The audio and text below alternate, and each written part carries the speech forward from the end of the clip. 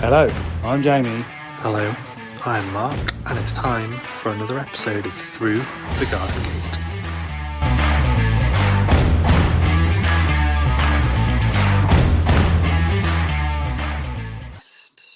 Hello. George is back. Hello. Stop picking your nose. Sorry. Hello. Hello. What have you got there? Microphone. That's a bit fancy. It's Is really that fancy. Bluetooth into your phone, I guess. It's wireless. And you got a little dongle thing in your phone. Yeah, actually, a No, it's not plugged into anything. Oh. Oh, it don't work. Oh, golly. So it works about as good as that manky old banana you had today. Oh. Yeah, exactly. I thought I'd actually get a proper microphone, but still as useful as the banana. Oh, I see. We need to talk about that banana. Did you actually eat that? I did eat the banana. Oh, God, it makes my stomach turn just thinking about it. Oof, I don't know how do Kim that. manages to eat some of the ones she eats. Some of them. I don't think she even likes them that brown. Yeah. That's because you haven't eaten enough bananas and they've all gone black. Yeah, Exactly. I'm back. And George is back. You're back. Yeah. We can see that. How are you? You all right, George? Yeah, I'm pumped. Back in black. Feeling better? Back in black. Feeling better? You feeling better? Yeah, I'm feeling better. All I've got now is a bit of a cough. Oh, good. That's all right then. Yeah. Don't mind a bit of a cough. Yeah. You been to school? Yeah, I've been to school. Yeah. You haven't been to school today, though. Yeah. No, I haven't been in school today. I've been at Wisby Nature Reserve at a school trip. Oh, lovely. Tell us about your school trip. Yeah, it was good. We were. Yeah, it was nature based. What were you doing with clay? Oh yeah. So we were getting like clay balls, and we were like getting like, and then we were squishing them into like faces, and then we had to like make them and then put them on the tree. Stick them to a tree? Yeah. Yeah. Push them in your face, did you say? Or make a face in the clay? Make a face in the clay. Oh, I thought you said to push it in your face. Oh, I get you, right. So you made you modelled a face. World biomes. Oh, we were learning about world biomes a few weeks ago, so that's why we went. I don't know what that means. Can you explain it? Oh, it's like different places of the world. What have different like climates? Climates, yeah. And different like areas. Plants. Different plants. Yeah. Like Norfolk and Lincolnshire then. Yeah. We've got different climates. Strange folk down in Norfolk as well. Not far behind, mate. Strange folky. Norfolk. Norfolk. That don't work, George. Yeah, I was doing some gardening at the weekend. What did you do? Cutting down. Oh yeah, we were cutting down like beds and like cutting down perennials. Yeah. Perennials? Yeah. Oh. And a buddleia. A buddleia. Oh yeah. Oh. The beds are so messy at this time of year. And trying not to stand on all the snowdrops. Yeah. Oh, that's what I've been doing today. Tut tut. Come on, that's not that bad, is it? I bought myself 2 new snowdrops on Sunday and I planted them in the lawn. That's it. It's all I've done. I don't think. I think the hospital people said that you're not allowed to do gardening or anything physical. They did, but they also did say it's not at your own risk, but it's at my own discretion. If I think I'm all right, I can do it. And kneeling down on the floor with my little hori knife, digging a tiny little hole like that was fine. Just want some dirt under your fingernails. Exactly. And I got some. Got some back. I was clawing at it. Well, I'm turning it up. George, it went. What? It's not. I'm just doing something. You Wally. George, have you got a tip for today? No, we forgot. So I think we've only ever had one tip, you know. We've had 2. Have we? Did we have 3? 3, yeah. We 3? did one before Christmas. We had a Christmas one before Christmas. Yeah. And then it's been a bit chaotic. So Yeah. we had Okay, I'll let you off. next What one week. for next week, please? We'll do some. We'll do one a week. I want you to research it, George, and you think of it. Let Dad do it. Yeah. That's what you A got to do. gardening tip for this time of year. But muted. Right. It's broken anyway. Off you go to bed. Bye, Planty Man. Bye. See you, Bye, George. Mark Night, mate. Grumpy Ridpath. Bye, night, Jamie. Bye, Jamie. See you, mate. Bye, Mark Grumpy Ridpath. Okay. Bye. Bye. Grumpy.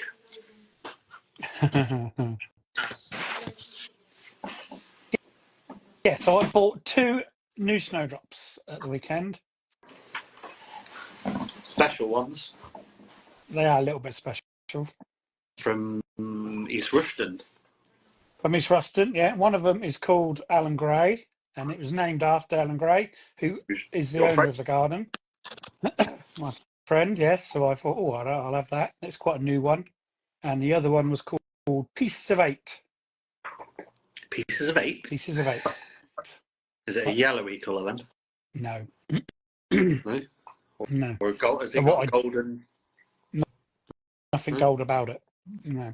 But what I did notice, my lovely one I bought last year, my golden fleece, which was so many pounds, it's 2 now, so I've doubled. It's 2. What an investment. Quick, dig it up and sell it. Exactly. What an investment, hey? You've made your money back. But so my golden fleece, that's a yellow one. That's really bright golden. That is lovely. Yeah. But the ones that I got from Chris when he done his little garden sale, 3 of them ain't come nothing. One of them's about that big, but 3 of them has nothing come up. Really gutted about that. That's annoying. Yeah, it is. I thought they should do, isn't it? I can't see no reason why they didn't. But did you keep them in a pot or did you plant them? Say again. Did you plant them or are they still in a pot? No, he sent them as bulbs in an envelope. Yeah. And yeah, within 2 days of them turning up, I got them straight out. So maybe they're just maybe slow. Maybe a bit behind. Might be a bit behind, yeah. Yeah. It is still quite early. Oh, it's still early, yeah, because they can all the way through till end of March, really, I suppose, isn't they? Seasons.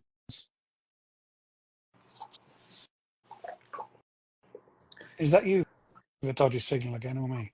I've just turned my Wi-Fi off because it was being blocky. Yeah. So Jenny Wren's snowdrops are still in the bag. Oh dear. What, the ones from Chris? Did she buy some from Chris as well? Oh, I don't know. Still in their paper bag. I only found them the other day.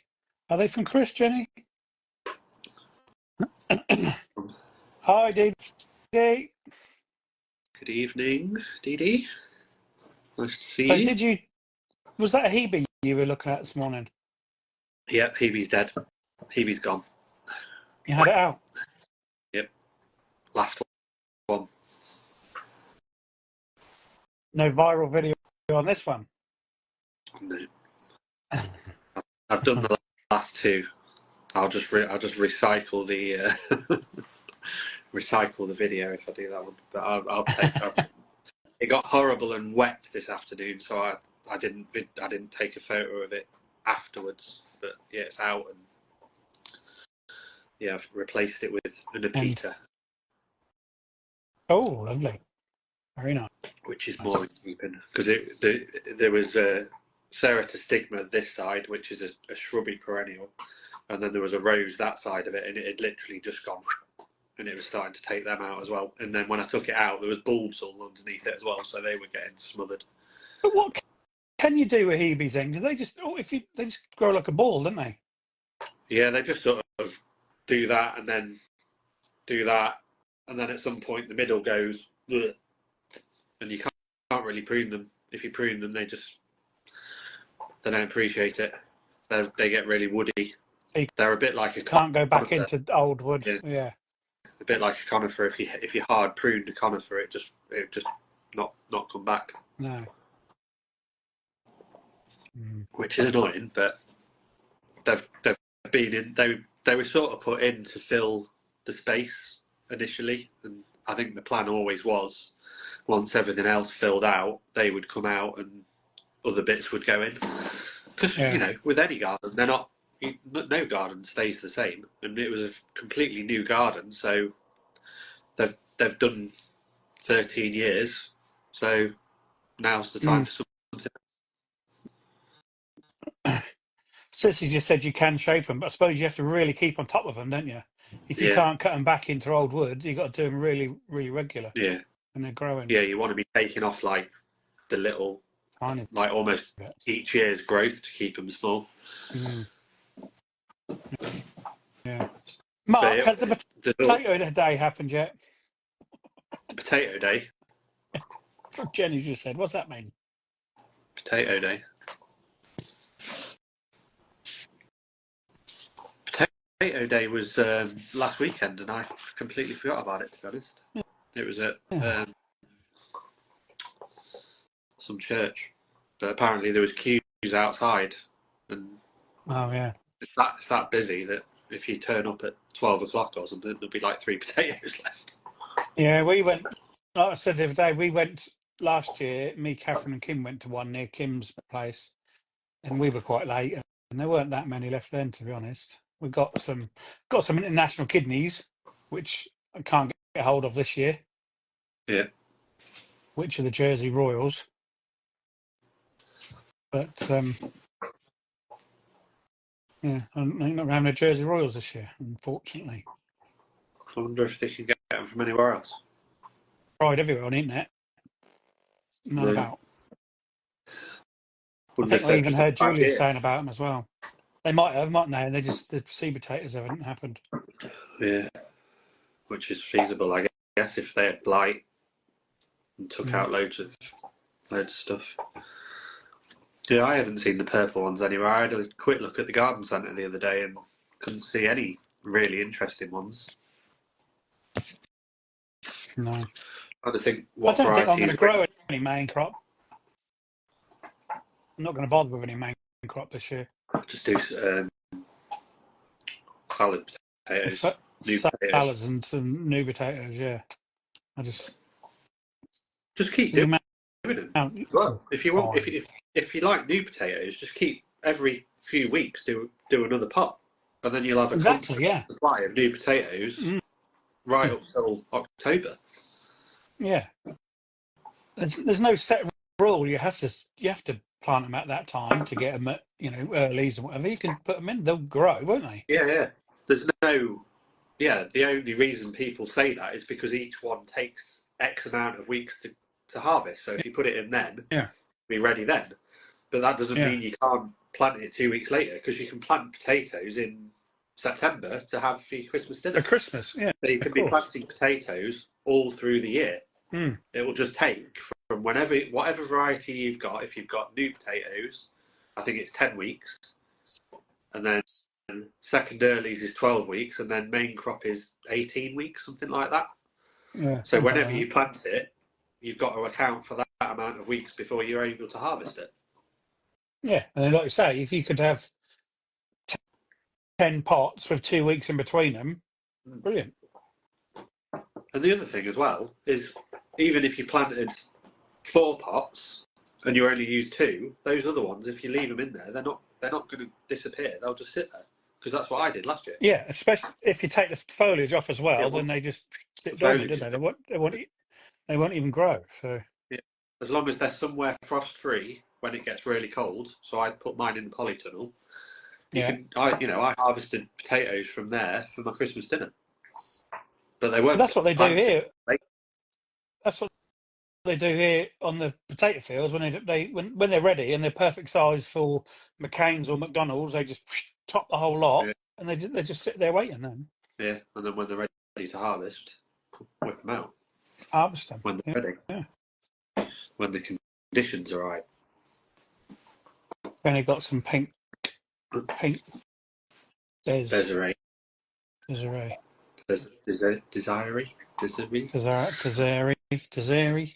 Some Desmonds.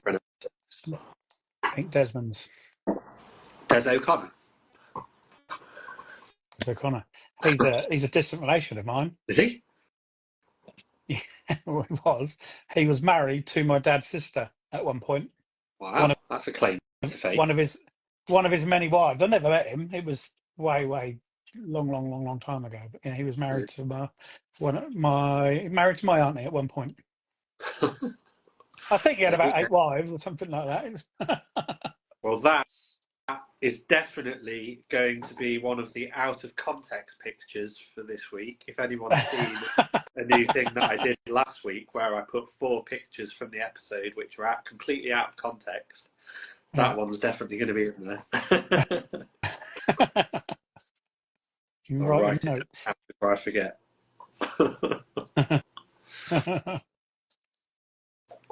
So if anyone is on TikTok, if anyone's on TikTok, we're now on TikTok as well. So go give us a follow over on TikTok, YouTube, everywhere, Instagram.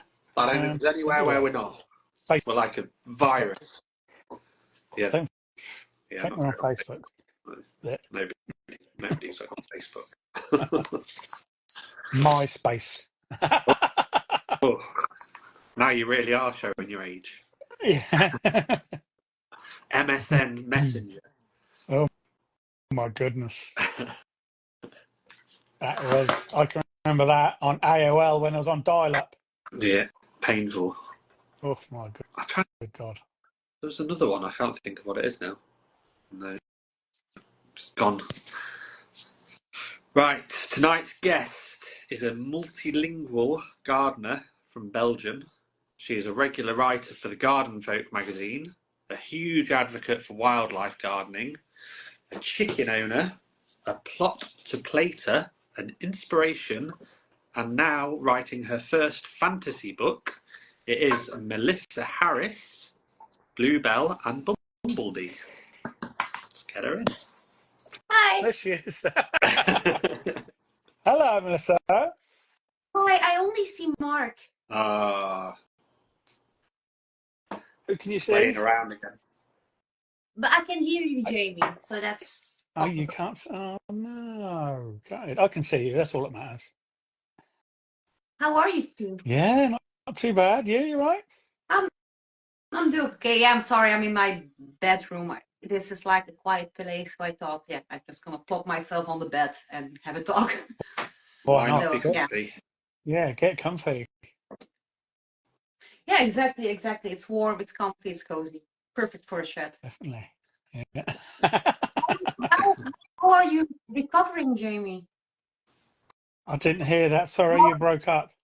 How is the recovery going? Oh, not too bad. Getting there now. Yeah, things seem to be going the right way.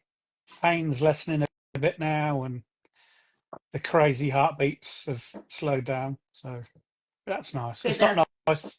Not nice when you start getting them heartbeats jumping all over the place. It's horrible, but they've all started to slow down, which is really good. So that's good to hear that they slow down and that you're feeling better and recovery is going well. Because I can imagine, especially with the holiday season and all, it's already stressful, and then Yeah. I can imagine if it was a roller coaster for all of you. Yes. Yeah, it wasn't a great time. Yeah, it's done now, fixed. Next few weeks I'll start doing more and more, I hope. Yeah, I will. Okay. Like I said to Mark, probably the first time I got in the garden today and I planted my new snowdrop, so that was a big little step for me. actually doing something in the garden. I heard George calling you off. That you have to take it slow. Yeah. yeah, he does. Everyone tells you off, oh no, don't they? especially when you post Especially it if on social media. I know. You can't believe. Then a couple of times I went in the greenhouse with that little spade. I got bombarded. So many people told me off. It's ridiculous. I had to open the lock of my greenhouse with a spade and reach up, and oh It's yeah, supposed really got to told be off. like this. I am not so much now. I'm allowed to now. Like I said, it's at my discretion now. If I can feel it hurting or pulling, then to stop. But I can start pushing myself a little bit more now. I can drive on Friday, which is good. Not that I want Always. to. No, Yeah. I don't have to, but I'm allowed to if I need to. So that's a big step. And then I think it's next week, next Tuesday. It might be the one after I go and start my rehabilitation exercise class things and all that kind of stuff. So, what we talking about me anyway? We're supposed to be talking about you, Melissa. I don't like to nick the limelight all the time. Yeah, you What have do. you been up to anyway? Mostly writing. Yeah, tell us about this. It's very exciting. I actually just finished the third draft of my first book this Sunday. Just one day beyond the deadline I gave myself. I wanted to finish it on January 31st, but I finished it on February 1st. So one day beyond my deadline I gave myself. But yeah, I finished the third draft of my book, so I'm busy with that. Mainly because I expanded my story a lot. I went from, let's say, 120K words to over 2,000 words.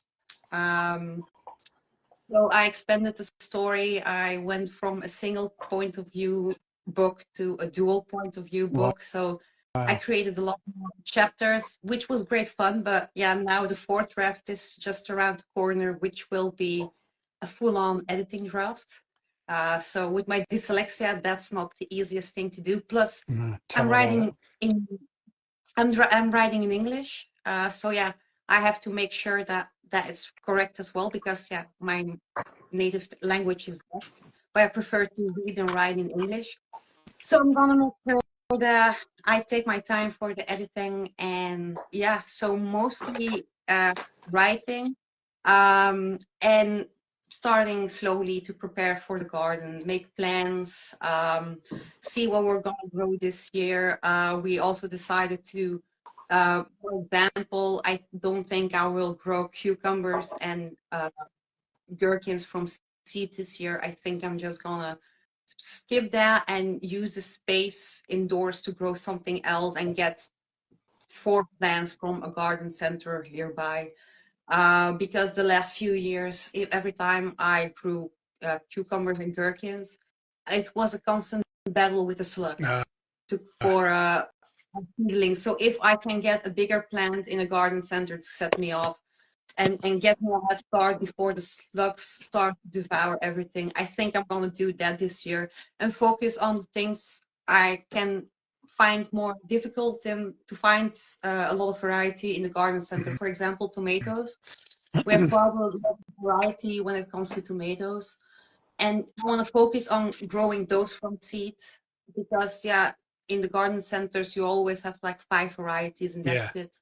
So I would rather use that space and energy to focus on pre-growing those crops while getting what I can from a garden center for this year, because yeah, last year it was a horrid year, and I think with that in mind, I want to see how this year goes without putting months and months of preparation in it with growing every single thing from seeds. Last year they destroyed 15 pumpkin plants I grew from seeds, and I ended up having to go to the garden center to buy 3 plants. So and I had 1 pumpkin because I was scared to plant those out because the slugs were just menaces. And I planted them out. They destroyed 2, 1 survived, and I had 1 small pumpkin because the weather was so hard. So I think I'm gonna try and focus my energy on the more slug-resistant plants because yeah, we had some slug damage on tomatoes and on peppers, but way less than to cucumbers and pumpkins and stuff like that. And yeah, it's just disheartening after a while that after all the work and preparation you put into it, to Yeah. just see it destroyed and you still end up at the garden center to buy it. Yeah. So I'm gonna focus on the more resistant crops and the crops like I don't really know what different kinds of like if you give me 2 cucumbers and you tell me this is variety 1 and this is variety 2, I will Don't make- probably not notice the difference. But No, I when know it what comes you to mean. Yeah. tomatoes and peppers and stuff like that and bell peppers, there is so much variety and each of them has a different color, a different flavor. So I would rather focus on growing those indoors, start them off under green lights in propagators and then plant them out in the greenhouse at the polytunnel. And yeah, I maybe pumpkins on the fence, maybe I will get 2 or 3 plants.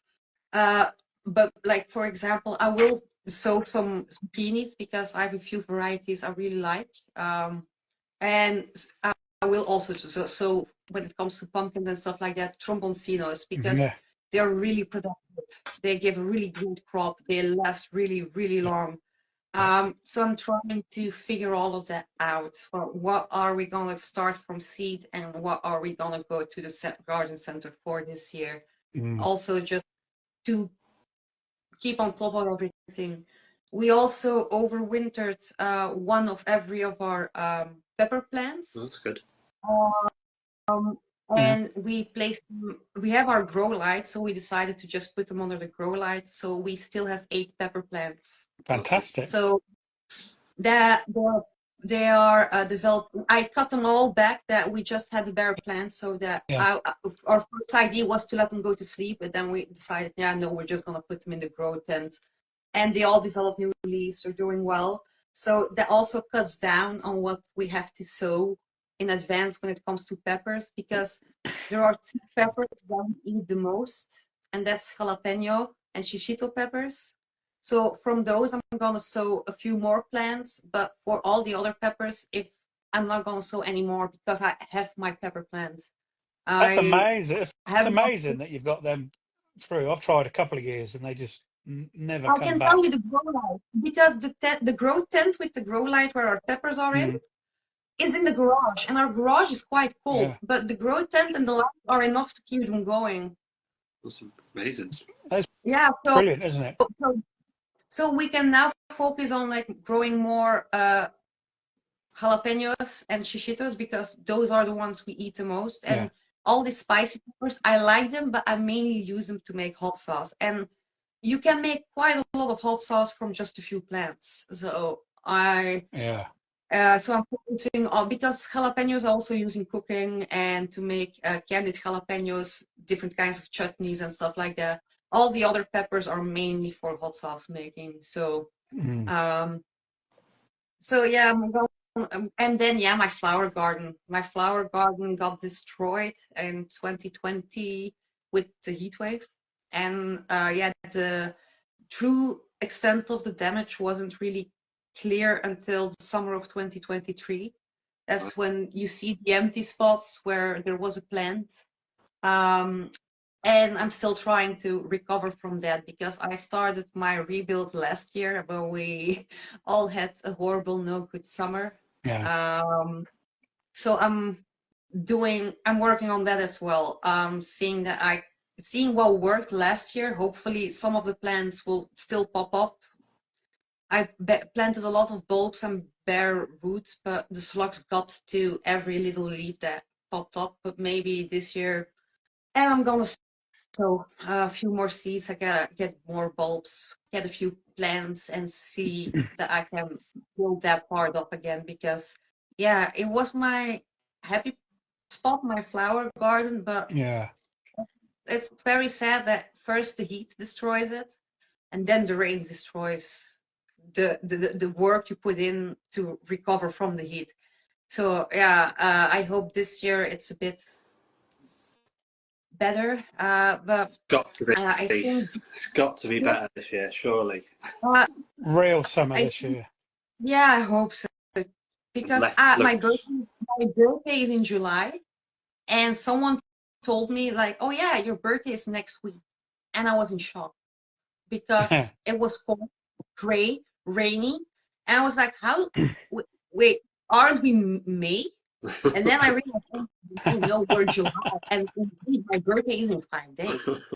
But I think this year it's not giving up after the year we had last year, but also still give myself time to recover from what happened last year because it was a lot. The destruction, it ate at my soul and at my heart, and after a while, Yeah. it became so much that were only slugs and weeds popping up, and that's why I want to take it slow this year, not throw everything at it again, because if it goes wrong again, the heartbreak will be so hard as well. Yeah. So I'm going to take it piece by piece and do a mix of sewing things myself and sewing yeah, getting things from the garden center, because yeah, I feel I need it just to catch my breath and just to see how it goes this year,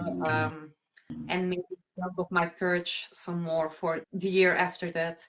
But I think a lot of us just need to heal a bit from Hopefully, what happened. From hopefully, stuff that happened that was last year. hopefully we'll get a bit more winter yet, which Mm. will, you know, might cut the slugs down a bit, might kill some of the eggs that are in the ground, or try and cut them down a bit then. And then if we have a drier No, same summer, it here. should be so much better. The last few days have been frosty here, but like my first spring flowers popped up last week, Mm. and by the time I got to them, a slug already devoured most of the Oh leaves. So it my was God, like, no. but then it started freezing. So I I hope it slows them Frozen down a slug. bit, and that the garden can start up before slugs invade it again. Because yeah, it was ridiculous the amount of slugs last year. Now, I always think of Belgium as a very similar climate to over here in the UK. Yeah, only you guys are much closer to the coast wherever you are in the Yeah. UK. Like for example, I think the furthest you can be from the sea in the UK is 82 kilometers or something. Yeah, I heard 70 miles. Yeah, which is about right. Yeah. And for example, I live 200 kilometers away from the sea. Oh, wow. So we get wind, but not as bad as you guys get wind. Yeah. Because the sea wind is so much harder in the UK. I remember when I went to London, it was a beautiful day. It was quite sunny. All of a sudden, it became quite windy. I was almost knocked flat to my face with how windy it was. I saw people fall down. Yeah. And it can be windy here, but never to the extent that I almost fell to my face windy. So yeah, but when it comes to rain and stuff like that, yeah, I do notice if it's the heat wave here, it's also often a heat wave in the UK. If you guys Yeah. have a storm, we also have storm warnings. When it starts snowing in the UK, a few days later, it always starts snowing in Belgium for some reason. So I think, yeah, our weather is quite similar, with the exception that we are more landlocked than the Yeah. UK. Yeah. Mm. So just going back to the slugs, do you do anything to try and control them? I try to gather them up and Mm. drop them off with our chickens. I know No, it no good. might sound harsh, but otherwise I let my chickens roam free, and they also get to the slugs, you Yeah. know. So I use the chickens, and yeah, otherwise it's just trying to protect with whatever I can. I still do bad for killing them, you know. Yeah. So I still try as much as possible to just remove them Mm-hmm. and move them to somewhere else, mostly to the chickens. And I try to use our chickens as much as possible and encourage as much different kinds of birds as possible. Yeah. We have quite a few that I know that love eating slugs and they love visiting our garden. So I try to encourage those to visit our garden. But yeah, last year I was at a loss. I wasn't even sure where to start with the slugs. And everywhere the nematodes were sold out, so that was also not an option. Um, But I'm we've, also trying to. Sorry? I was going to say, but we've all seen people like Charlotte Plantain Gin, how many times that she, every night, she goes out Yeah. with her bucket and gets 200 slugs. And then the next night, she's got the same and the same and the same. It's just relentless. So many. It's just one wave after the other. They must breed So so quick. It's just ridiculous. They must, their life cycle must be so fast. I think so too. They're slow in everything but love making.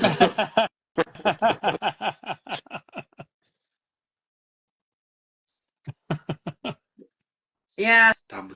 so I hope this year it's a bit better. I do notice that with the weather being more mild, we still have tons of birds in our garden. They still come to our bird feeders, but I still see them scavenge more than Yeah. they visit our bird feeders. So I'm hopeful that that might also bring them down a bit because the birds are still actively scratching the soil and looking for food. Mm. Like we have multiple feeding stations and they still come and visit the feeder, but with the weather in general being so mild this winter, I do notice there's still more digging around and scratching the soil and looking for food like that. So I hope that might also mean they find some extra slugs. Yeah. That would otherwise Fingers crossed.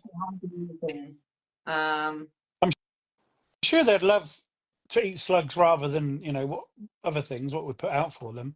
Nature would always yeah, rather eat slugs than anything else. Surely.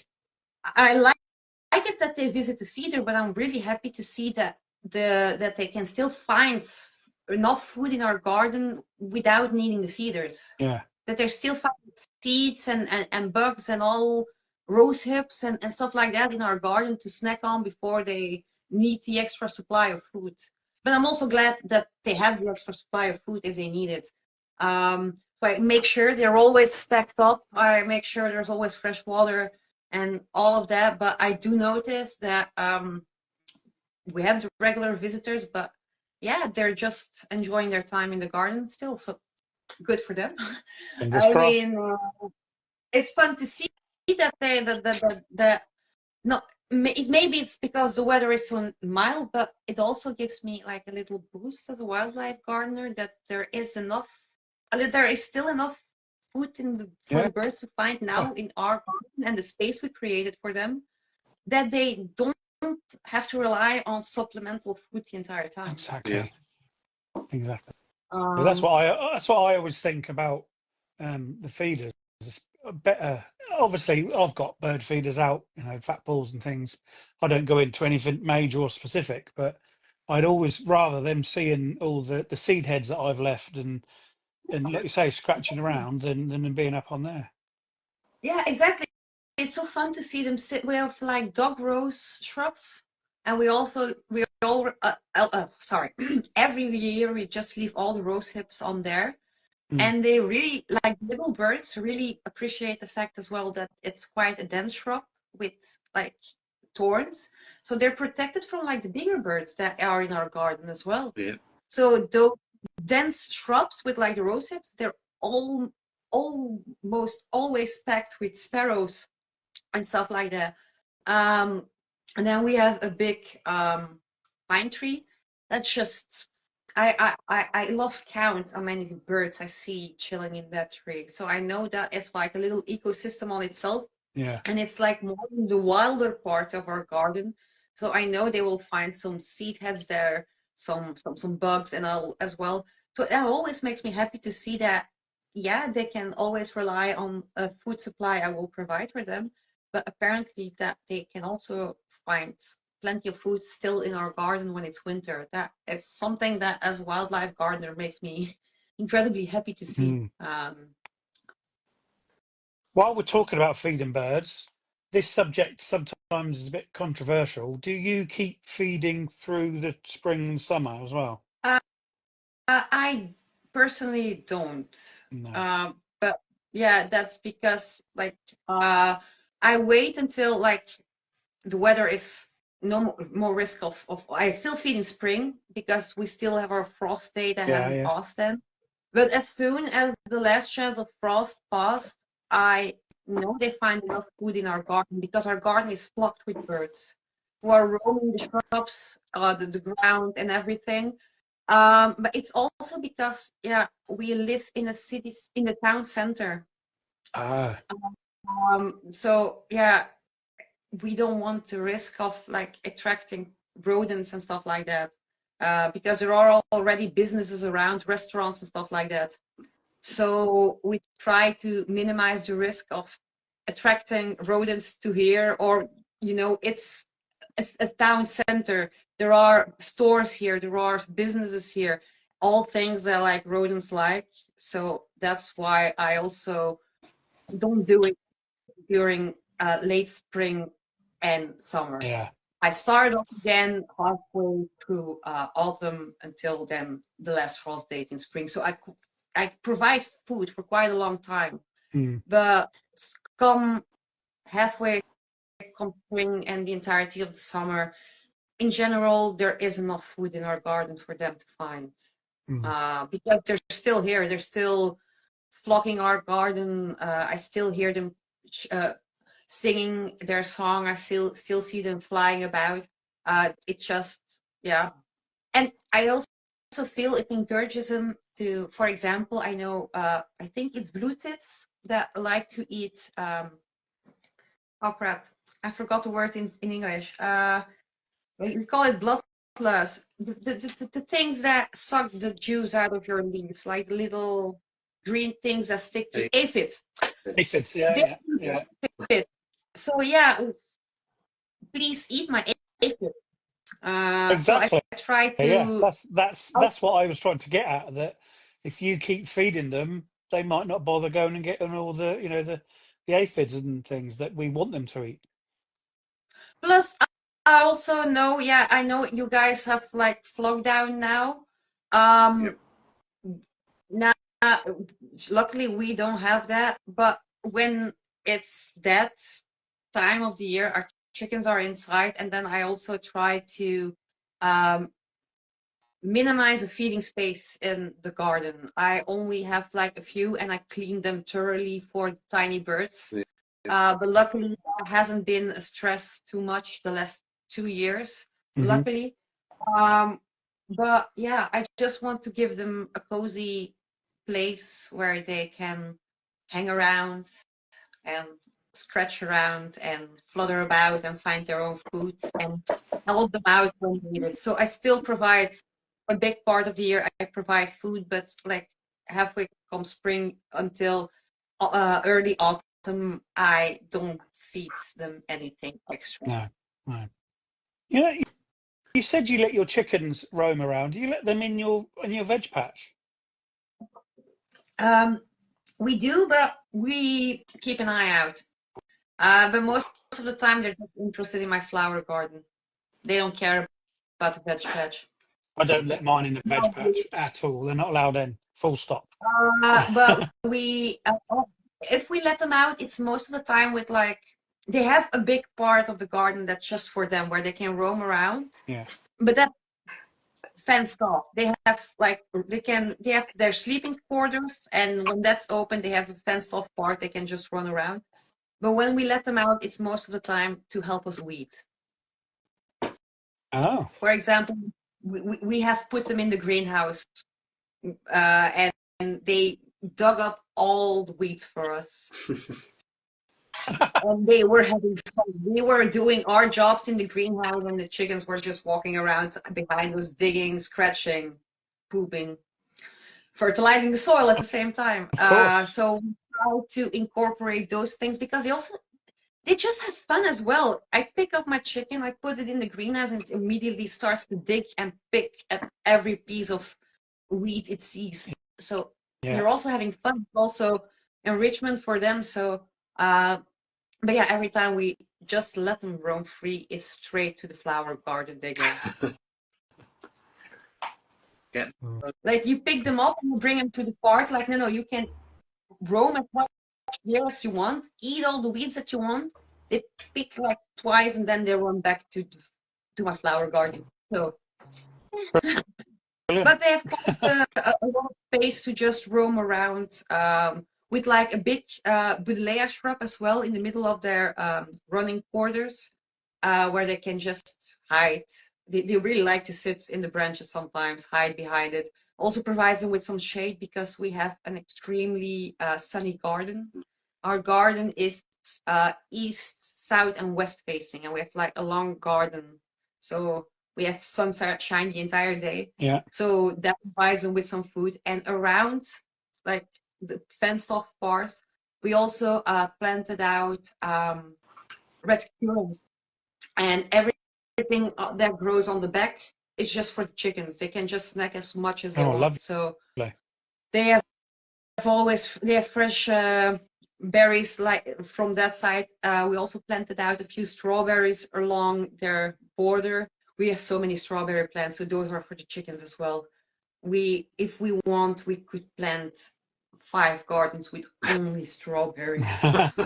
So we planted a bit around the chicken coop as well, and they like to stick their neck out and just peck at them and have fun with them. So Lovely. so they're quite spoiled. Are they any special breeds, or are they just normal layer ones? No, they're just regular chickens. The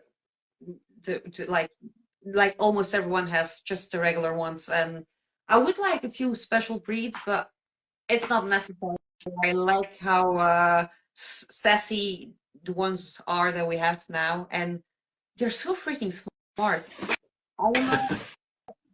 I don't know. They are stupid. Don't get me wrong. But Oh yeah, at the same I'm gonna say time, mine are stupid. like they can do things that you think like, why do you do such things? But at the same time, you see them figure out things that just blows your mind away. Like, okay, you are smarter than you appear. And yeah, sassy. They're so sassy. Chickens can be, yeah, they're really fun personalities. That's what I learned the most about when starting to keep chickens. They all have their own little personality. Yeah. They definitely do. And that's a lot of fun.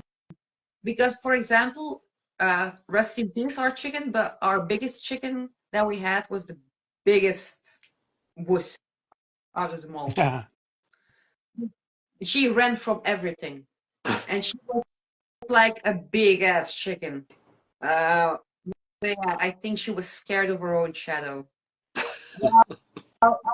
Our smallest chicken was like the most feisty one.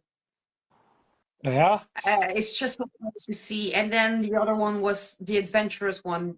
So freaking curious, always needed to see what you were doing and following you around if you were in the coop. So yeah, it's fun to see all the little personalities they have. It's always the little ones you've got to be careful of. Definitely. Yeah. So where did your love for gardening and nature come from then? I always liked being outside and in nature. And yeah, growing up with my grandparents, they always had like a flower garden. And I always liked how colorful it was and how it looked in summer. And when me and Jochen started dating, he really liked gardening, and he was looking at his own place at the time. And he knew he wanted a garden because he knew he wanted to grow his own crops. So he teach me a few things, and his parents gave us like the back of the garden to grow for a few things for me to practice. And like the first time I grew my own tomato, I was surprised and overjoyed. But then I also remember, for example, when I was a kid and I could ask for one thing for my birthday, that I asked for like a miniature like apple tree, like that you keep in a pot. Yeah. I asked that for some reason for my 6th birthday. So, Wow. but yes, from there it started to grow and grow and grow, and then I learned more about how everything in the garden connects with each other. Like you need pollinators for that, you need birds to keep that in check, and how every little thing just links together to create this balance. And I was hooked, because it's also brought so much peace to my overstressed mind. Yeah. I kept my hands busy, which meant my brain grew more quiet. And from there on out, yeah, it just went from a hobby to a full-blown passion and love. So yeah, I think it's a bit, and yeah, it's similar for a lot of people. I wasn't in a great headspace because I just had surgery and was recovering from that. And we just moved into the house we're in now, and we were just starting out the garden. And I couldn't do a lot, but I could do little jobs in the garden. And it also helped me keep my mind off the pain. And yeah, so I found my love for it along the way, and I realized that it was something that was missing. Mhm. Was missing in like my life, in the sense of I needed something that brought that kind of peace of mind to me. And like I like being creative, and it also brings me peace of mind, but it's in a different kind of way than gardening. Um, so gardening forces me to take a step back and take a moment to breathe and look around and slow down, and I needed that. So I'm really happy I found that. Even if the summer of 2024 was the most horrible summer for gardening, still those few flowers that managed to come through, the bees that you saw, the birds, the butterflies, those tomatoes that you could harvest, that one single pumpkin, for example, they still brought a smile on my face. Yeah. And Yeah. the feeling of we grew this with our own hard work, with our own hands, from our own garden. We grew this, and yeah, it's an amazing feeling. It is such an amazing feeling, and I think so many of us feel exactly how what you just said was the same. True for us. You don't know it until you start, and then all of a sudden that's it. You got the bug, and then you just completely fall in love with it. It's just unbelievable. Before I started, I didn't even like cutting the lawn. I hated it. I just thought, oh God, I've got to do that again. And and then all of a sudden, lockdown. That's it. I haven't looked back once. Not once. It's Yeah, no, hardwired. Yeah. It's just once it's in there, that's it. But Yeah. it's so massive, isn't it? You can learn something new every single day. yeah, exactly. So many Because things you can do. because you start with gardening, and then you start looking. For example, you want to garden, but you notice your soil isn't producing that well, so you start looking into, why is my soil not producing so well? Yeah. Which brings you to what's in your soil, which brings you to composting, which brings you to how do you compost. You need to have a mixture between brown and green waste, and then you start looking into that, and then you learn, okay, the benefits of composting. And then yeah, you just, when you learn about one thing, it takes you to the next part, Yeah. and the next part, and the next part, and next. And by researching or looking into one single aspect of your garden, you learn so much Yeah. about every other thing. I have a feeling that I learned more about certain parts of biology that with gardening than I ever learned in school. You can tell me how a seed turns into a plant, you know, but telling you and seeing it happen are two completely different things, you The know. most amazing thing. So yeah, I feel I learned more about all of that than I learned in my biology classes in school about uh, everything, like how nature works in its cycles, and you also learn to work with those cycles.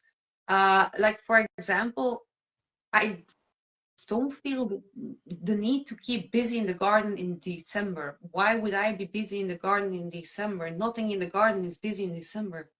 The garden No. is taking a break. Everything is asleep. So maybe I should take that as a sign and just also maybe Go to sleep. take that as a sign that it's okay for me to take a step back and relax, you know? Mm. And when it's nice and sunny, the garden and nature invites you out, and you need that. Mm. And yeah, it makes you slow down a bit and also enjoy the seasons some more. Because now you see the beauty in every season. Earlier it was like, oh yeah, summer, beautiful weather, that's nice. But now, okay, spring. I'm looking forward to spring because the first flowers will pop up, the bees will return. I'm looking forward to summer because everything is producing fruits and vegetables and the garden is in full bloom. And then in December, the colors start to change, but then are in that sweet spot where you still have some summer crops and summer blooms, but still the weather starts to get more chilly and things start to slow down. And then you come in winter where everything just slow down. There's still things to do, but still the garden itself and nature itself is slowing down to rest and recharge for the next year. Mm. And I feel it allows us as gardeners to do the same a bit. I don't know if I'm making sense or if I'm just going on. No, you are But definitely yeah, making sense. We all need to. We all need to. Apart from people like Mark who work, you know, he's got a he works in a garden. That's his job, so he has to try and find things to do, I suppose. But us I'm who more do busy. it as our hobby and our passion, it's good to recharge the same as the garden does. Just sit back and see what's going on. exactly. And it also gives you time to think and reflect on what have worked, what didn't work, what do you want to do Yeah. next in the garden, what do you want to change, and research into things. It yeah, I feel like it makes me more aware of the seasons and the different elements that are with the seasons, the good and the bad. Like like I said earlier, I just saw spring as okay, it's spring, so it's almost summer. That's good. But Yeah. now I see the beauty in what spring already brings. The first flowers that start to pop up, the bees returning, the birds starting to build their nests, days growing longer, people are coming out more. And before that, yeah, I saw those things happening. I know, but I didn't notice them, if that makes sense. Yeah, definitely. I saw that it happened, but I, I didn't really notice them, but now I do. So yeah, I'm sorry, And you, I'm going almost no, I don't- on an entire. but the thing is, I think you notice it so much more now wherever you go.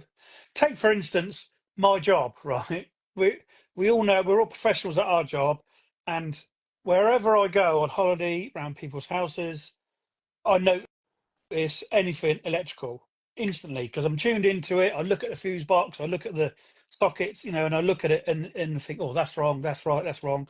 But instinctively, but things that's starting to happen as well with gardening. When you walk past the other people's gardens or just out on a walk anywhere, you know, things are. Oh, look at that! That's coming up quick. That's the berries are still on there, but it's just constant because it's coming more instinctive now. The more and more we do it.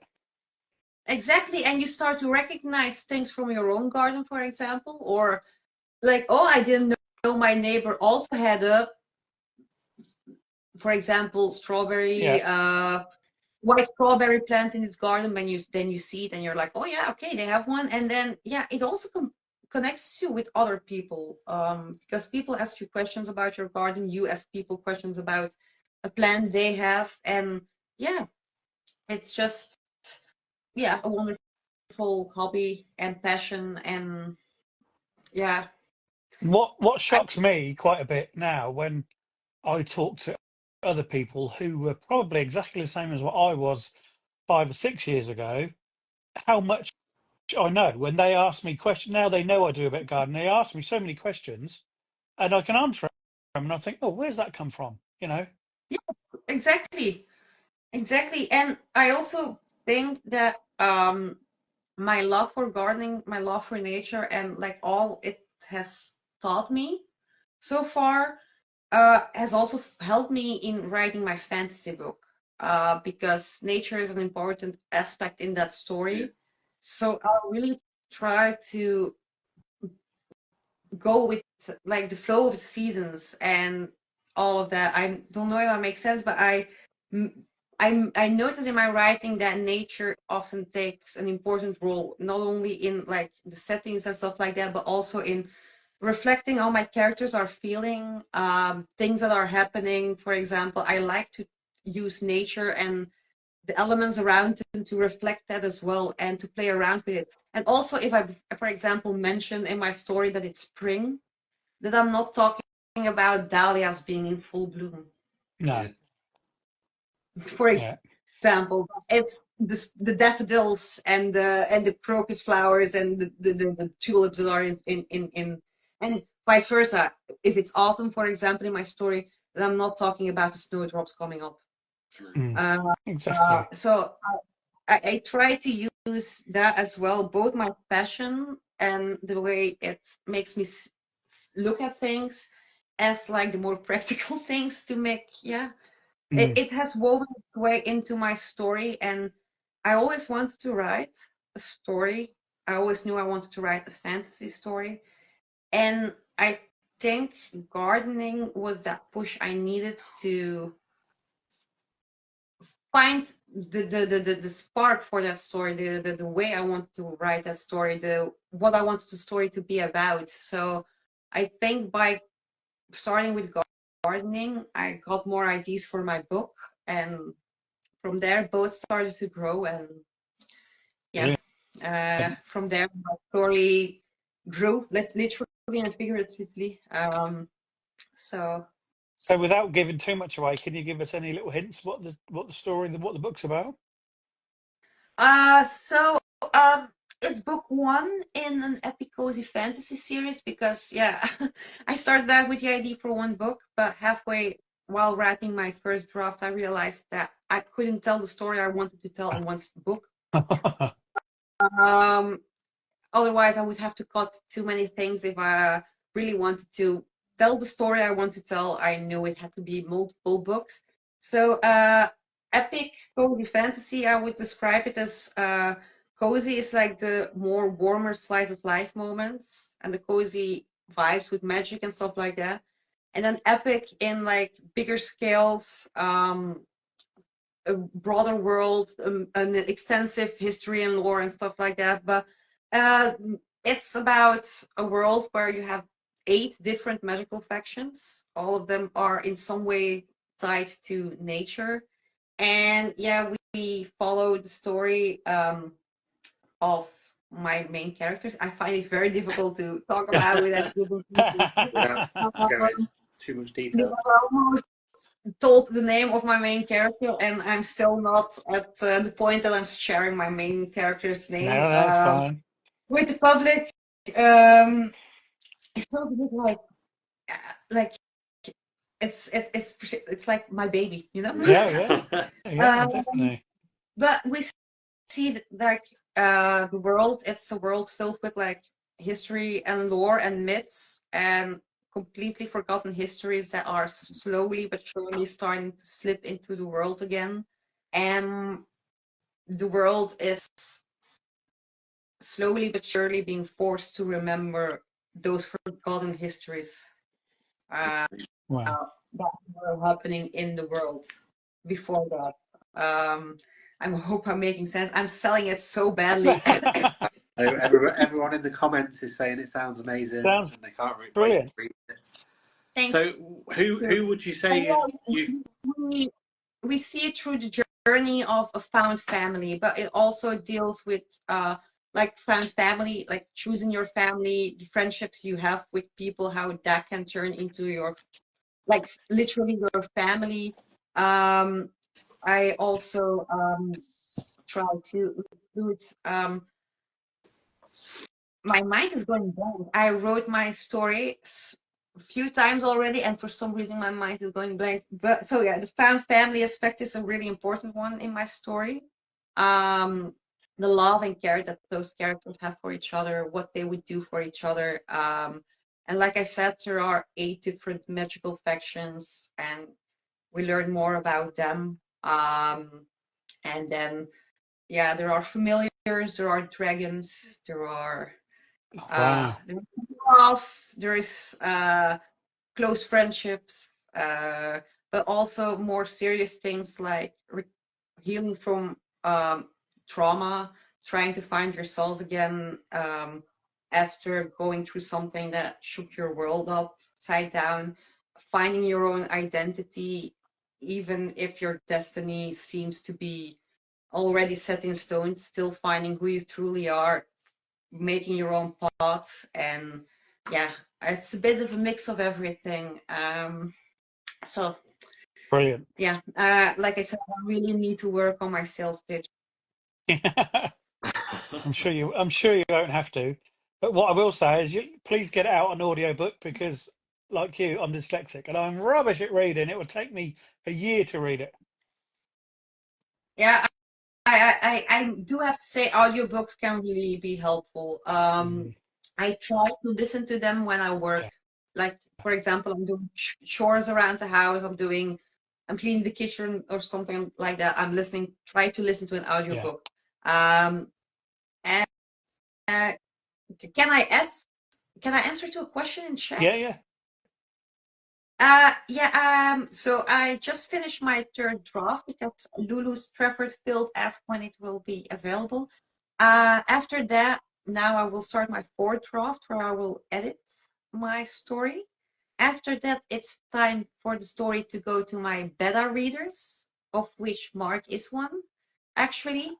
They will provide me with feedback on my story as it flows, how the plot points are going, how the characters come across, and stuff like that, just in my story in general. And with their feedback, I will develop draft 5. So I'm hoping to be done with that by summer. And then I'm still not sure if I will self-publish or if I'm going to query my book to find a publisher or a literary agent. So going back and forth between that. But have my own Instagram about writing. I'm also on TikTok on the same name, and that's Mel Tries to Write a Story.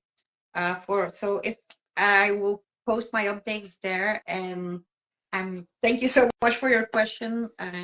Sorry, a random update. But I saw the question, so I thought I'd answer. But yeah, Mark is so kind to be one of my beta readers, and actually only 2 guys. I only have 2 guys that are beta reading. The rest are girls. So Mark, you have the voice of the man.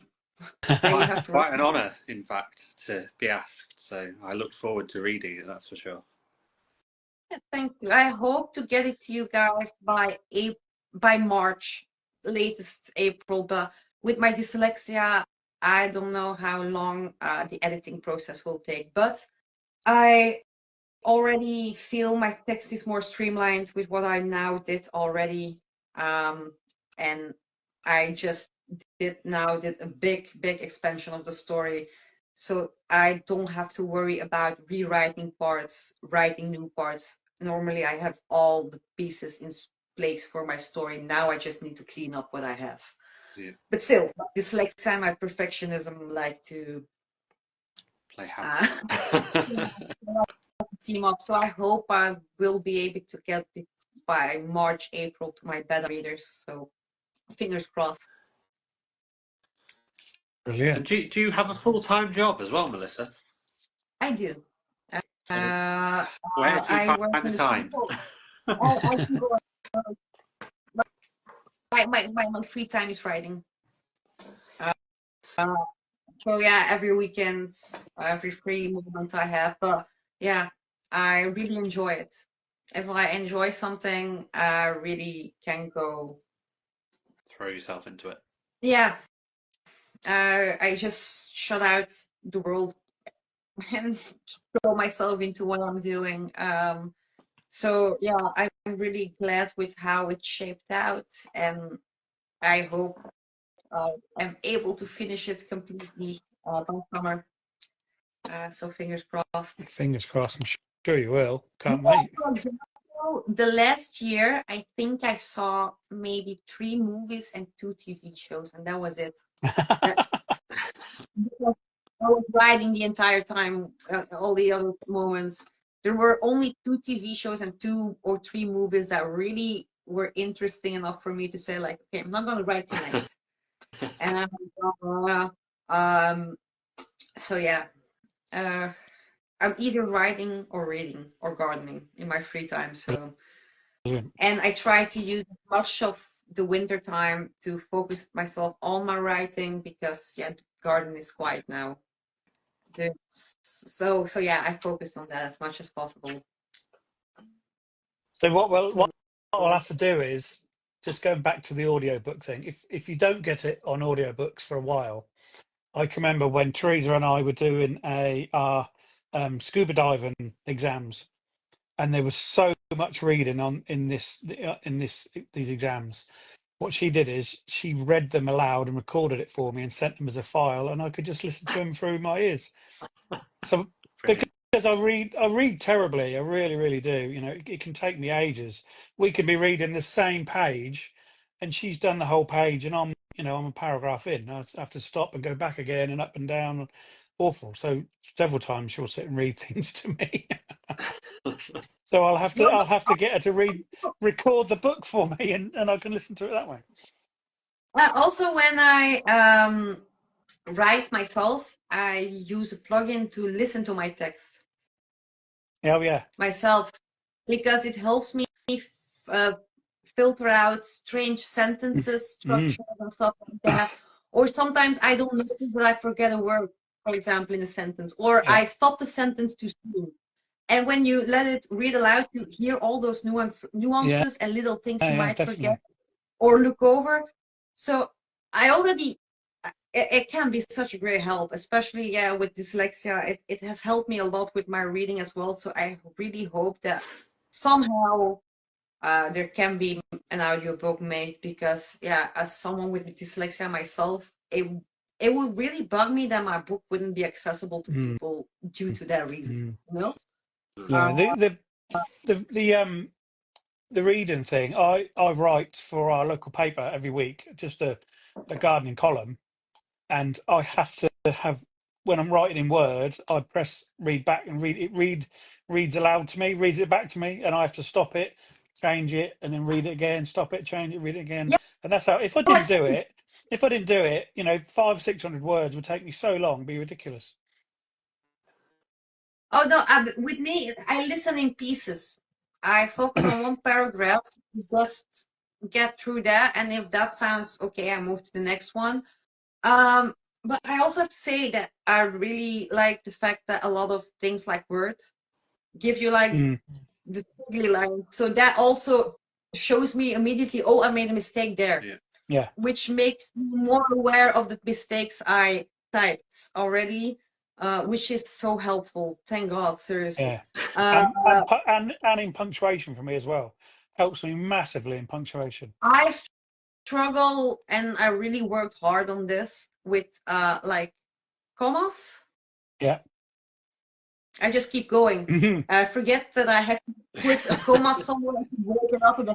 Exactly. I worked really hard on that, and I feel I have a better grip on it now. Yeah. But I just noticed that in myself, when I'm typing a message to someone, I just keep writing without using punctuations, and I have to go back, change it up a bit. Okay, like there can be a period, and then I have to make this a capital letter, because same as me. the wall of text you receive from me. Exactly the same as me. Right. What just made me laugh then? You just said period, right? And Wow. you hear that in American films and TV all the time. You know, they say a sentence, they go, period, right at the end. I never knew what that was until about a week ago. It means full stop, doesn't it? Yeah. Yeah, I didn't know that. You hear it in American Yeah. films constantly, don't you? They always say such and such, period. And you think, I didn't know what it meant. And then the other day I heard someone say it and I went, oh my God, it means full stop. Yeah, in Belgium it's called, in Flemish it's called punt, which is just point, Point. Oh, yeah. because it's like a little Just dot as a that point, yeah, you, it's a dot, isn't it? Yeah. Yeah. yeah, like dot. Brilliant. Exactly, that's what it is. But yeah, I really had to struggle to just now think about what the word for it was in English. So, yeah, Yeah. those are some little things like I really struggle to remember what the English words are for stuff like that, like a dot or a period. Yeah, It's not like I use that in speaking often. I just use the symbols. exactly. But you're writing the book in English, you said? Yeah. I prefer writing in English because for starters, it flows easier. I prefer also to read in English because a story flows better, I feel, in English. And I like writing Dutch, but we have a crazy amount of rules when it comes to spelling and grammar and stuff like that. So if I write and I have to keep that in mind on top of my dyslexia, it just kills my creativity. Right. I have to keep so many things in mind, like, okay, I have to look for this, I have to look for that, I have to keep that in mind. When after that, I just don't have any room anymore to be creative. I bet. So, and I know I will make mistakes in English, but I also know that I can rely on people, professionals and friends who are native English speakers, for example, or editors and stuff like that, to catch those little tiny mistakes. But I know it's way less than I would make in Dutch, because in Dutch I would be so stuck in my mind with all the rules Yeah. I have to follow when writing it, that there just wouldn't be any space left to be creative. No. Plus, it also makes it easier to market for a bigger market, because more people understand and read English than they do Dutch. I suppose, and even if you put a Dutch book through an English translator, it wouldn't make sense properly. It would still have to be changed. Yeah, and I do feel that often happens the other way around. For example, when I watched the Harry Potter movies, I was so confused because they changed so many names for the Dutch books. Yeah, for example, Minerva McGonagall is Underling. It doesn't even sound similar. So it took me 4 movies to figure out Professor Flitwick changed appearance. I just thought he disappeared after the first movie, because in Dutch he's called Professor Bunning. So after I was watching the third movie and the subtitles read Professor Bunning, and Harry said, "Oh, I'm sorry, Professor Flitwick." And I was like, there he went. He was always there, but just because I didn't know his English name. And just, yeah, and then I started reading the Dutch translation of one of the Game of Thrones books. I was reading them in English, but I saw one of them lying in Dutch, and they translated Littlefinger to Pinky. Strange. Yeah, and the changes are too much. So I want to write my story for with what the names I have in mind. And I'm sorry, I know a lot of people are maybe gonna be angry that I said this about what I don't like about Dutch books, but I can't change the fact that I don't like the fact that they translate names so hard. It's not that they change it a little bit. It's just like you don't even have an idea it's the same character when you see the two names next to each other. I didn't know Professor Flitwick was Professor Flitwick for 4 freaking movies. Just because his name was so different. But yeah, English would also mean that there is a bigger market for it, because except for like Belgium and the Netherlands, there is not a big community of Dutch-speaking people, while a lot of people do understand and speak English. For example, I mainly read in English. Last year, I read around 80 books, and one of them was Dutch. All the others were English. 80. So yeah, that's 80 one of that's in a year. I haven't done that in nearly 50 years. Audiobook helps a lot. I think the reason that I got to 80 is because of audiobooks and listening to them while I'm cooking, cleaning, going to the store, going to the train. All those wound up after a while. Like if, for example, if an audiobook is 10 hours long and you listen to it a few times a week while cooking and stuff like that, by the end of the week you finish the book. You can even put it onto 1.5 or twice the speed, can't you? I listen to 1.5 because otherwise it goes a bit too slow for me. And then I start to, I have to keep hearing the story. But yeah, that is why I'm writing in English, and I also feel it's more poetic. You can go more poetic with the language, but that might be because it's not my first language, and that's why it might sound more poetic. Maybe if for example Mark would learn Dutch as a second language, and he would hear a poem in Dutch, he would be like, no, this is more poetic than English is. That might be just personal preference because it's something exotic. He's got to learn. He's got to learn English first. Yeah, I'm not like Alan, who speaks like 4 or 5 languages. So, Melissa, if I'm presuming you've been looking at a certain person's, well, I know you have stories. What is Melissa in Latin? My name means honeybee. Unbelievable, isn't it? In Greek, actually, as well. So Melissa is actually a Greek name, and it's built of 2 words, honey and bee. So I think Melita or Melitos, or even just Meli means honey, and Melissa full means honeybee.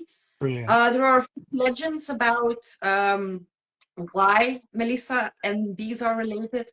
You have one in Mythos about a nymph called Melissa that got turned into a bee because she made Zeus angry. But you also have the story that there was a nymph called Melissa that helped Zeus when he was hiding for his dad, Kronos, and fed him honey. And that's why she got turned into a bee as a thank you. So yeah, my name is Honeybee, and I think it's quite funny that I love bees so much. Brilliant. When I listened to the lovely Jen Taft's stories today on her new Latin account, which is absolutely amazing, and I've been thinking about it for so long about doing maybe something like that, and I just thought I can't do it. I can't even read them. So, and then all of a sudden she popped up and started doing it. It's fantastic. Every day I look forward to her. Well, I do. I listen to Jen's stories every single day anyway. She's absolutely brilliant. So if you want to learn a bit of Latin, get over and have a look at Jen's new account. Fantastic. She's a good one. She's a good teacher. She definitely is. She is. I've got one more question for you, Mel, before you hand over to Mark for his lightning round. So, do you like Marmite yet? It was okay. Yeah. I'm not in team, oh my god, it's the best thing ever, or not in team, oh my god, this is the most disgusting thing ever. I'm in camp, this is okay. So When was that? That must have been 2 years ago, mustn't it? Yeah, I was Must have been 2 prepared. years ago. I was prepared for either loving it really much or really hating it, and I was quite surprised that I was okay with it.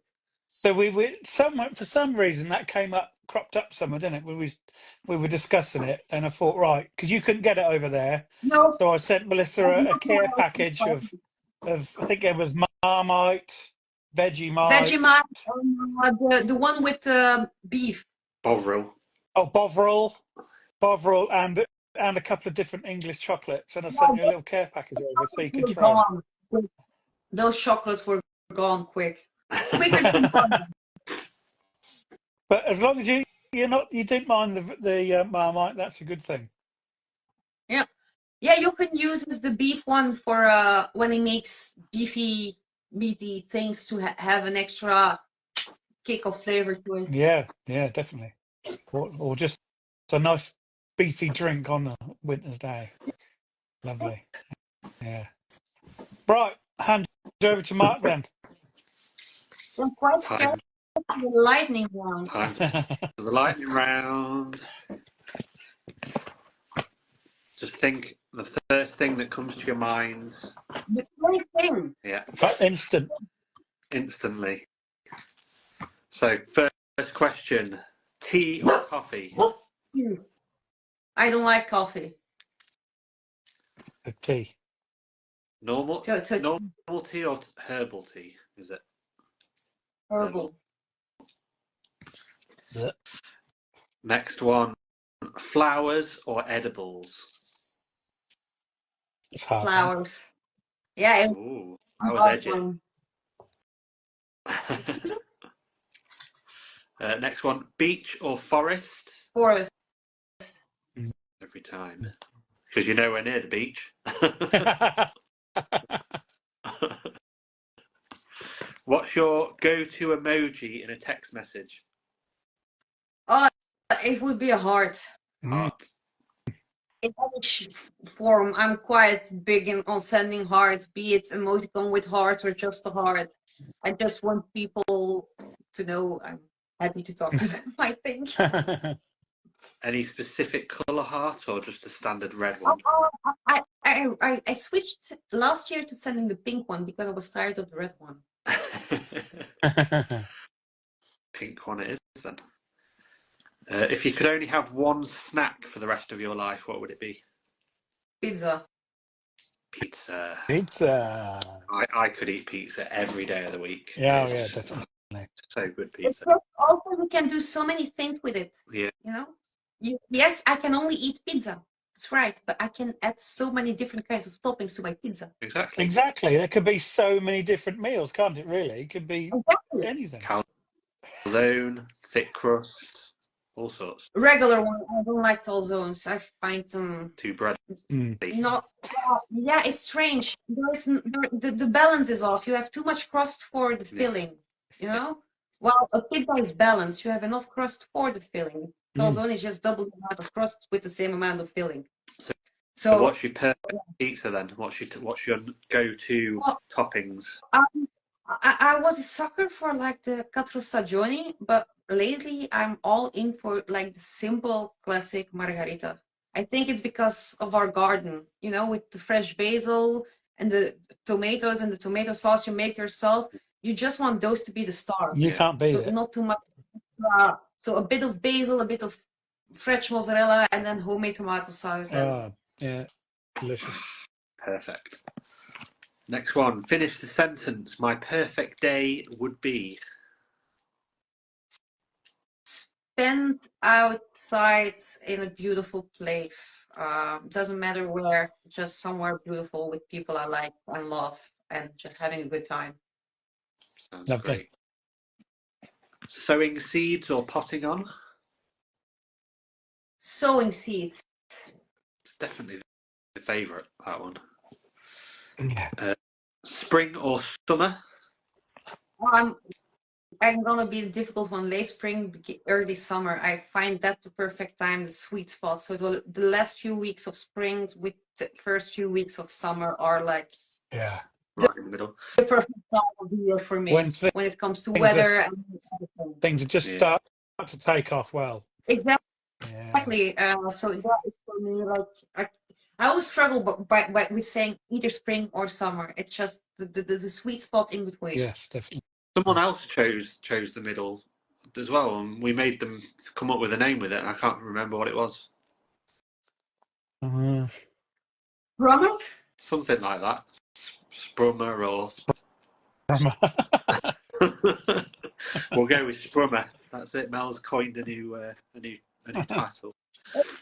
What's today's favourite plant? My favorite plant. Today. A daisy. A daisy. Brilliant. I really love daisies. They're such brilliant, happy, simple flowers. And the wildlife love it. Yeah, exactly.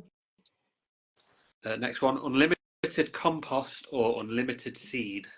Unlimited compost. Never get Definitely enough. the leader. Definitely the leader. If you could choose one plant to describe yourself, what would it be? A daisy.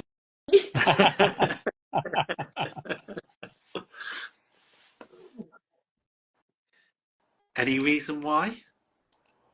They're just like daisies. I feel you have so many different kinds of flowers, but for me, they just stand out because they're just such little happy flowers. They just, I don't know why I would say that I'm such a happy little flower, but I don't know. There's something simple about them, and that makes them so Special. absolutely perfect, in my opinion. So, yeah, I'm not a person with big, flashy things and stuff like that, but I do try to bring a bit of joy wherever I come, and I feel that Daisy does the same.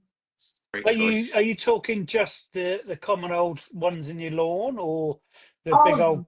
oxide Like the big daisies, one or or a the ridge small one, one? like the one with like the daisies with like this little yellow centers and the white flowers, and then I don't care if they're this big or like the tiny Yeah. ones. They'll bring a smile to my face. But especially, yeah, I really like the big ones, but the lawn daisies I really like as well because they make perpetual grass so much happier. And it's I feel. amazing how you can chop the heads off and in 2 days they're back again. Yeah. Yeah, exactly. Final one. If you could have one gardening superpower, what would it be? Oh, growing plants with just a simple touch. Brilliant. And making them able to grow like that, just feeling what they need and guiding them like that to grow and grow strong and stuff like that. I thought it might have been able to detect slugs or something. slug detector. or slug negotiator that you can negotiate with the slug. No, bro, no, not today. Just go and eat the weeds, please. Go and eat the weeds. Yeah. A slug whisperer is also a good pick. Yeah. Slug whisperer, just definitely. Stay out of my garden. Yeah. Clear off. Well, let's cross our fingers for a decent summer this year. It's got to be. Come on. It's going to happen. We know it is. We're due one. Definitely. We really are. Well, lovely to have you on, Melissa. Thank you for having me. It's been brilliant. Can't wait for the book. I will keep you posted. And Jamie, even if there isn't an audiobook, I will read my book for you. Oh, amazing. We can have it live just every night. You can just do me a couple of pages. Oh, I can read you 2 chapters or something every day of your life, and by the end you have my entire book. Fantastic. Right, I'll hold you to that. It's a promise. All right. Thank you so much for having me, guys. Have a lovely week. See you later. See you Bye, now. everyone. Bye.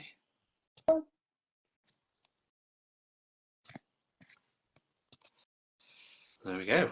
Sounds like it's going to be a good book, that does. It's going to be epic, that's for sure. And you're All going of to the get a you're going to get an sneak, early release. sneak peek of it. Well, not a sneak peek. I'll be reading and having to give feedback so that it's even better. Hopefully, Oh, not that it.